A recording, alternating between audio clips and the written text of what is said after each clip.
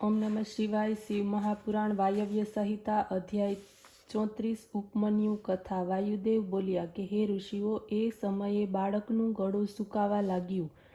નિર્બળ થવાને કારણે મૃત્યુ તેની પાસે હતું. આ બાજુ ભક્ત વત્સલ શિવે પણ કંઈ ખાધું પીધું નહીં. ત્યાંથી જતા સદાશિવને શ્રી પાર્વતીએ પૂછ્યું, હે સ્વામી, આપ ખાધા વગર ક્યાં ચાલ્યા?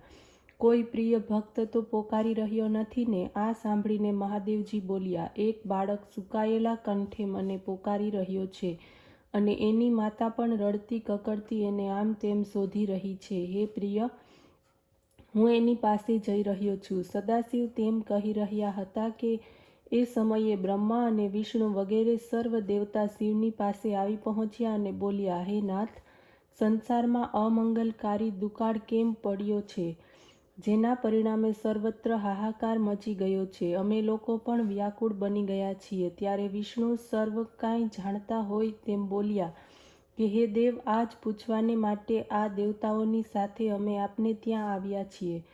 હવે આપ જ કૃપા કરીને આ દુઃખનું નિવારણ કરો. આટલું સાંભળતા જ સદાશિવ બોલ્યા, હે દેવતાઓ તથા વિષ્ણુ, ઉપમન્યુ નામક એક બાળકનું તપ પૂરું થવા આવ્યું છે. હવે હું એના દુઃખને દૂર કરવાને માટે જઈ રહ્યો છું.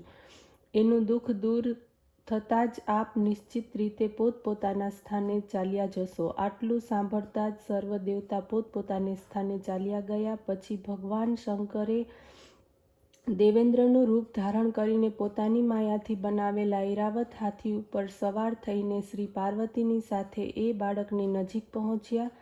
એને જોઈને બાળક ઉપમન્યુએ નમસ્કાર કર્યા. એને કહ્યું, હે દેવેન્દ્ર, આપે અહીં પધારી આશ્રમને પવિત્ર કર્યો છે. આપનું સ્વાગત હો.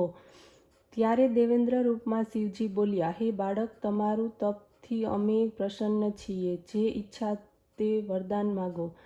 ત્યારે બાળકે કહ્યું, હે દેવરાજ, આપ કૃપા કરીને એવું વરદાન આપો જેનાથી ભગવાન શંકરમાં મારી ભક્તિ વધે. ત્યારે દેવેન્દ્ર રૂપમાં કૈલાસપતિએ કહ્યું, તું શિવ ભક્તિ માગીને શું કરીશ? એનાથી તને શું લાભ? હું તો સર્વ દેવતાઓનો રાજા છું. હું સાક્ષાત ઇન્દ્ર તારી પાસે આવ્યો છું અને તને કોઈ ઈચ્છા પ્રમાણે વરદાન કેમ માગતા નથી? ઉપમન્યુએ કહ્યું, હે દેવેન્દ્ર, આપ શિવજીની વ્યર્થ નિંદા કરો છો. હું એ સાંભળવા ઈચ્છતો નથી. તો પણ આપ શિવ નિંદક બનીને કંઈ કહેશો તો યાદ રાખજો કે હું તમારો શત્રુ છું. વાયુદેવ બોલ્યા. આ પ્રમાણે કહીને બાળકે ભસ્મ લઈ અઘોર મંત્રથી એને અભિમંત્રિત કરી ઇન્દ્રરૂપધારી સદાશિવ ઉપર ફેંકી. ત્યારે શિવની આજ્ઞાથી નંદીશ્વરે તે ભસ્મશાસ્ત્રને ધારણ કરી લીધું. તે પછી અત્યંત પ્રસન્ન થઈને સદાશિવ પોતાના અસલ રૂપમાં પ્રગટ થઈને એને દર્શન દેવા લાગ્યા. દર્શન કરતાં જ ઉપમન્યુ મહાત થઈ ગયો. પછી નમ્રતાપૂર્વક પ્રણામ કરવા લાગ્યો. ભગવાન શંકર બોલ્યા, હે વત્સ ઉપમન્યુ, હું તમારા ઉપર તમારી ભક્તિને તપથી પ્રસન્ન છું. આ શ્રી પાર્વતી તમારી માતા છે અને હું તમારો પિતા છું. હવે તમે મારી કૃપા દ્વારા વિપત્તિઓમાંથી મુક્તિ પામ્યા છો. તમારો પરિવાર સુખ સંપત્તિ થશે. તમને હું ભિન્ન ભિન્ન પ્રકારના સ્વાદિષ્ટ પદાર્થ, ઘી, દૂધ, મધનો સાગર ભેટ આપું છું.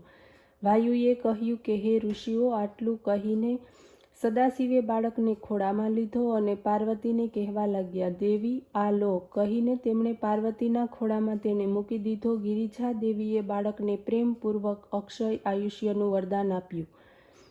ત્યારે ક્ષીરસાગરે પહોંચીને પરમ સ્વાદિષ્ટ દૂધનો ગોળો બનાવીને ઉપમન્યુને સમર્પિત કર્યો અને ક્યારેય પણ નષ્ટ ન થનારી બ્રહ્મવિદ્યા, રિદ્ધિસિદ્ધિ વગેરે પ્રદાન કરી. પછી એને પરમ તપસ્વી માનીને પાશુપત વ્રતના યોગનો ઉપદેશ તેમજ કુમારાવસ્થાનું વરદાન આપ્યું. ત્યારે ઉપમન્યુ બોલ્યા, હે નાથ, મને તો આપ આપની ભક્તિનું વરદાન આપો છો. તે કદી પણ નાશ ન પામે અને પોતાના ભાઈ બંધુઓ પણ આપના ભક્ત બનાવો. આપના ભક્તો પ્રત્યે મારો પ્રેમ હો. સદાશિવ બોલ્યા, હે ઉપમન્યુ, તમે મારા પ્યારા ભક્ત છો. મારી કૃપા દ્વારા કોઈ પણ કષ્ટની પ્રાપ્તિ ન કરો. તમારી મનોકામના પૂર્ણ થશે. વાયુદેવ બોલ્યા. આ રીતે ઉપમન્યુને વરદાન આપી પાર્વતીની સાથે શિવજી ત્યાંથી અંતર્ધ્યાન થઈ ગયા. ઉપમન્યુ પણ આ રીતે વરદાન પ્રાપ્ત કરીને પ્રસન્નતાપૂર્વક પોતાના ઘર પ્રત્યે પાછો ફર્યો. इति श्री शिव महापुराण में श्री वायव्य संहिता पूर्वार्ध समाप्त। ओम नमः शिवाय।